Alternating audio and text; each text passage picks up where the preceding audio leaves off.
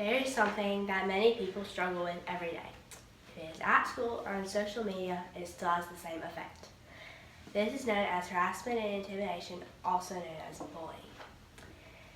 This can happen between men and women, and can also be a conflict for people of all ages.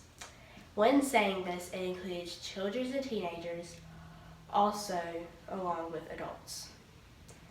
In the book, Freak the Mighty, intimidation occurs between Maxwell and the kids in his class as they shout mean things that offend him.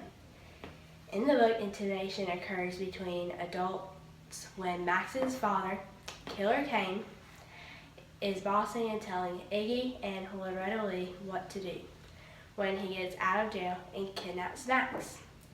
He does this to his advantage, knowing Iggy is scared of him. You can tell because earlier in the book, when Kane wasn't around, Iggy was acting all big and bad. But then Killer Kane comes and Iggy is acting like a servant towards Kane. There is a question which is very hard to answer and understand. It is, why do some people harass and intimidate others? There are different ways to make people feel the need to put other people down and harass them. These can be things such as low self-esteem and thinking you're better than them, or wanting something from them, or that was how they were treated at some point in their life. An example of low self-esteem in Freak the Mighty is when Tony D and his gang chased Freak and Max into the pond on the 4th of July. He wanted to put himself over Freak and Max. Another reason that it could have influenced Tony D's actions is when he wanted something from them, such as, "You got some," referring to the firecrackers when he asked during their first encounter. Another reason for harassing people could be, that was how you were treated when they were younger. An example of this in Freak the Mighty is when Killer Kane kills Max's mom. For him to act this way to Max's mom may have been reflected to how he was treated when he was younger. There can be ways to prevent these things and solve them. Some reasons are promoted more than others.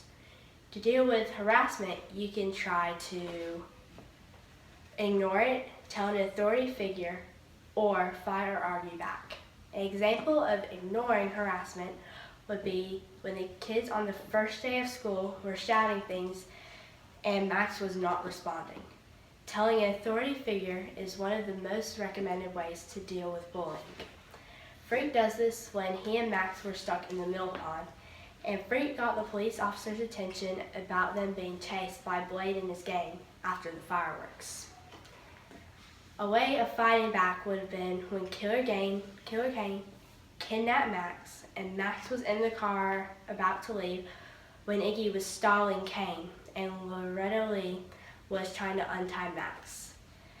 This was not physically fighting back, but it still counts to go against what he wanted.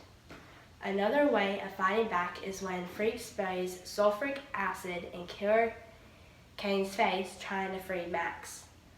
Bullying is something you can try to stop, but it never has anything to do with you. It is always the bully who is insecure.